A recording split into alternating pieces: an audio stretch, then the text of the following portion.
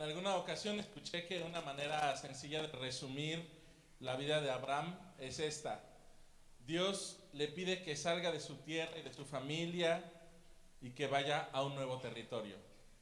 Y Abraham le pregunta, ¿dónde es? Dios le dice, te digo después. Luego Dios le promete que te dará este territorio en posesión. ¿Cuándo? Te digo después. Después Dios le promete un hijo. ¿Cómo me lo vas a dar? Te digo después. Después Dios le dice, sacrifica a tu hijo. ¿Por qué? Te digo después.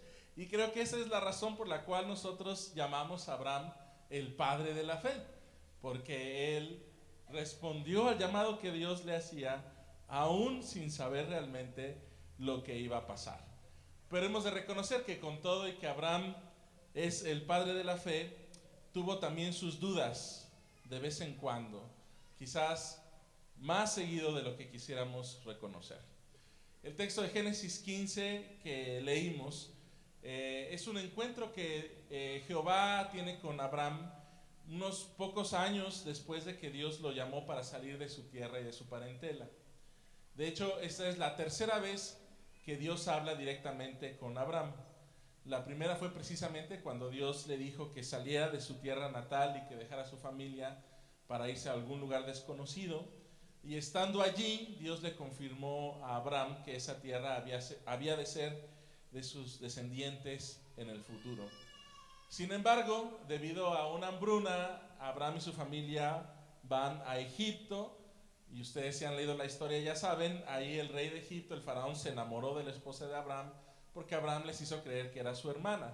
Y entonces el rey le dio muchos obsequios, muchos regalos, siervos y ganado a Abraham, pero Dios intervino para evitar que el rey se quedara con su esposa y pecara en contra de Abraham. La segunda ocasión en la que Dios habló con Abraham fue cuando él y su sobrino Lot se separaron. Ambos, Abraham y Lot, tenían muchas cabezas de ganado y había problemas para alimentarlas, no había suficientes pastizales, así que Abraham le da la oportunidad a su sobrino. Delante de nosotros está todo este territorio, tú escoge a qué lado te quieres ir, yo me voy para el otro. Lot decidió irse al lado de la tierra más fértil y Abraham se quedó con la tierra de menor calidad, y entonces Dios volvió a hablar con él y le prometió que toda la tierra sería suya y de sus descendientes. Después de eso, el lugar donde su sobrino Lot estaba retirado, estaba asentado, que por cierto era la ciudad de Sodoma, fue atacada y unos reyes capturaron a todos los habitantes de la ciudad, y Abraham hizo un pequeño ejército, fue a rescatar a su sobrino y logró de manera exitosa la campaña militar, y por eso le ofreció el diezmo del botín de guerra a Dios. Y finalmente llega esta tercera ocasión en la que Dios tiene un encuentro especial con Abraham, pero mientras que en las otras dos ocasiones Dios le había hablado a Abraham y le había mostrado cosas y Abraham simplemente las había aceptado, ahora viene una plática larga y seria. Abraham apaga la última lámpara de su tienda, se reposa en la almohada para descansar y escucha que alguien llama su nombre. Es un sueño, es real, es una visión. Y entonces escucha que Dios le habla y lo primero que le dice es: no temas. No temas. Yo soy tu escudo y muy grande va a ser tu recompensa. Desde el primer momento en que Dios llamó a Abraham y en cada paso hasta ese momento, Dios lo había guardado, lo había conducido a salvo, lo había cuidado de sus enemigos y le garantizó que le daría toda la tierra. Y cuando Lot, su sobrino, había caído prisionero, Dios lo ayudó en el rescate. Dios ha dado evidencias más que fehacientes de la protección y del cuidado que Dios le da a Abraham. Y después de que ha hecho todas estas cosas, le dice Dios que no debe temer. Primero Dios hace los milagros y las maravillas, y sobre eso Dios lo invita a tener fe, garantizando que es su escudo y que no hay que temer. Lo cual es extraño entonces que Abraham después dude. No duda de lo que Dios ha hecho, sino duda de lo que Dios puede hacer en el futuro. Abraham le responde: mi Dios y Señor, ¿para qué me vas a dar nada si yo sigo sin tener hijos? Y el heredero de mi hacienda será Eliezer el Damaseno, mi siervo, y no me has dado descendencia, y la herencia habrá de ser para uno de mis criados. En ese momento, recordemos que Abraham y su esposa son ancianos, no tienen ningún hijo. Dios le ha prometido cosas, pero cuando Abraham muera, ¿quién se lo va a quedar? Y sí suena muy fuera de lugar que Dios le esté diciendo: yo soy tu escudo, yo te haré prosperar, y que Abraham le conteste con reclamos y con dudas. Pero francamente, ese reclamo y esa duda de Abraham lo va a llevar a una relación más profunda y más íntima con Dios. No sé, hermanos, si a ustedes les preocupe la idea de tener dudas acerca de Dios, o de incluso a veces sentir que queremos reclamarle algo acerca de Dios. Hay quienes piensan que incluso es pecado dudar de Dios. Pero si usted ha tenido dudas en la vida o las tiene actualmente, déjenme decirles que están en buena compañía. Porque Abraham, antes de ser el padre de la fe, fue un niño chiquito que tuvo que aprender a caminar dándose tropezones y agarrándose como podía. En este momento, en Génesis 15, la historia de Abraham apenas está empezando, apenas está conociendo quién es este Dios que lo llamó, que lo sacó de la comodidad de su casa, así que es normal que esté dudando y hasta reclamando. Es más, les voy a dar un dato interesante, pero antes déjenme preguntarles: ¿cuánto tiempo tienen caminando en la fe? ¿Cuánto tiempo tienen caminando en la fe? ¿Alguien que quiera decir? Yo nací en un hogar cristiano. Algunos van a decir que es trampa, pero yo cuento desde que nací en un hogar cristiano, porque se me inculcaron los valores de la fe cristiana desde antes de nacer, y tengo 35 años caminando en la fe, que me he dado mis tropezones, eso sí. Pero Abraham vivió 175 años, de los cuales 100 años los vivió caminando en la fe en Dios. 100 años. 35 años comparados con 100 años, soy apenas un adolescente quizás en la fe, y no sé, hermanos, pero sospecho que la mayoría de nosotros apenas llegamos a la juventud de la fe comparado con Abraham. Así que es normal que en estas etapas de nuestra fe, de nuestro caminar con Dios, tengamos dudas. Es algo completamente natural. Las dudas no son pecado, las dudas no hacen enojar a Dios, nuestras dudas nunca serán más grandes que Dios, y las dudas por sí mismas no implican que hayamos perdido la fe. Si usted está enfrentando dudas, no tema. Recordemos lo que Dios le dice a Abraham: no temas. Podemos reconocer delante de Dios que tenemos ciertas dudas, y Dios no nos dará la espalda. Podemos traer nuestras dudas delante de Dios y dejarlas en sus manos. Señor, no entiendo esto, no entiendo por qué está pasando, no entiendo a dónde me quieres llevar, me cuesta trabajo confiar. Y como si fuera el metro en hora pico, encontramos un tubito ahí, un espacio de la fe, y nos agarramos, y aunque nos sacuda la vida, nos aferramos con lo que podamos. Seguimos adorando a Dios, seguimos orando, aunque lo único que podamos orar sea decirle: Señor, ¿por qué me pasa esto? ¿Por qué me has dejado? Y seguimos leyendo la Biblia y seguimos reuniéndonos, y aunque tal vez nunca nuestra duda sea resuelta ni nuestro reclamo atendido, les aseguro que el siguiente paso de nuestra fe será más firme, porque gracias a la duda que Abraham tiene, su relación con Dios se va a volver más profunda. En esa visión, Dios le dice: no temas, soy tu escudo, grande va a ser tu recompensa. A Abraham le responde con reclamos y dudas, y en vez de enfurecerse, el Señor le reafirma su promesa. Y yo me pregunto si no será que Dios esperaba desde hace tiempo que Abraham le contestara cuando le hablara, porque Abraham nunca le había contestado. Es en ese momento, cuando le contesta, que las cosas transcurren. Cuando Abraham escucha a Dios y hace lo que le pide, todo marcha más o menos sobre ruedas. Pero cuando Abraham le contesta a Dios, las circunstancias empiezan a cambiar. empiezan a cambiar. El Señor entonces le confirma a Abraham que no será su siervo, sino uno de sus propios hijos quien recibirá la tierra, y le da una señal. Y le dice: sal, tienes que salir, tienes que salir, tienes que salir de tu tierra, salir de tu parentela, salir de tu tienda, salir y mirar hacia arriba. Y allá arriba, las incontables estrellas del cielo nocturno dan testimonio de la promesa de Dios. Cuenta las estrellas, si puedes, así de grande será tu descendencia. Y dice la Biblia que en ese momento Abraham creyó. Abraham tuvo fe. Una fe quizás muy grande, quizás muy pequeña, pero yo diría una fe suficiente para Dios.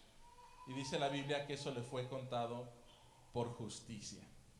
Ahora, ¿qué significa eso de que le fue contado por justicia la fe de Abraham? Algunos pensaríamos que entonces Dios dijo: pues Abraham es bueno, o que en ese momento Abraham se hizo una buena persona. Lo cierto es que la palabra justicia en el Antiguo Testamento tiene que ver más bien con una relación.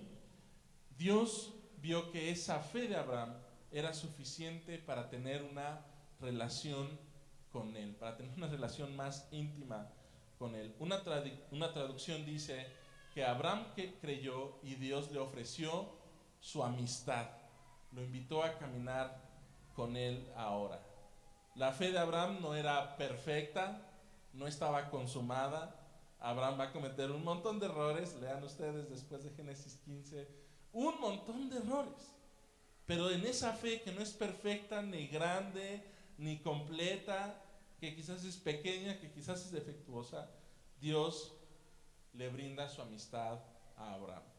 Y tal vez no necesitamos tener una fe grande, ni perfecta, ni libre de errores, ni sin problemas, ni sin dudas, para que Dios nos brinde su amistad y nos ayude a caminar con Él. Porque evidentemente la fe después va a crecer. Abraham no se quedó como el infante de la fe, sino que llegó a ser el padre de la fe. Y entonces Dios le ratifica la promesa: te daré una gran descendencia. Y Abraham un segundo atrás había creído en Dios, pero ahora que Dios le dice que le dará una gran descendencia, le vuelve a pedir. Vuelve a ver como un espacio de duda. Le dice: Señor, ¿cómo sabré que esto es verdad? ¿Cómo puedo saber que lo que tú me dices lo vas a cumplir? Le pide como un comprobante a Dios, le pide un pagaré a Dios. ¿Y qué creen? Dios se lo firma y se lo da. Dios le propone hacer un pacto. Y leemos en esta porción que Dios le manda a Abraham traer una serie de animales y tiene que sacrificarlos y despedazarlos. Y ante nuestros ojos esto parece una cosa muy extraña, pero en la antigüedad así es como se celebraban los pactos. Se traían animales jóvenes y se sacrificaban, y una vez que se sacrificaban, se partían a la mitad. Y entonces cada una de las mitades se ponía de un lado y del otro, de manera que se hacía una especie de camino. Y entonces las personas que estaban haciendo ese pacto, cada una se ponía en un lado del camino y en el otro extremo del camino. Y entonces tenían que atravesar ese camino hecho por las mitades de los animales, diciendo y repitiendo el pacto que estaban haciendo y las condiciones que ellos tenían que cumplir. De manera que si no cumplían esas condiciones, entonces decían que a mí me pase como a estos animales. Yo tengo que cumplir esto y pase conmigo, con estos animales, como con estos animales si no lo cumplo. Y en ese encuentro que Dios va a tener con Abraham, hay un detalle interesante. La Biblia nos dice que las aves de rapiña vieron a los animales muertos y vinieron y querían comerse la carne, y Abraham los ahuyentaba. Y a mí esto me hace pensar en que muchas veces, aunque es cierto y no es malo tener fe, tener dudas, también debemos estar dispuestos a ahuyentar todas aquellas cosas que se interpongan en nuestro camino y en nuestro pacto con Dios y en nuestra amistad con Dios. Tenemos que quitar las aves de rapiña.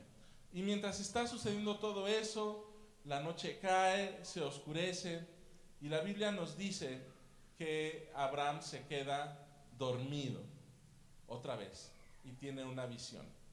Y en esa visión ve que de un lado del camino de animales muertos está él, y del otro lado aparece una antorcha encendida y un brasero con fuego. Y ese brasero empieza a caminar hacia él a través del camino de animales.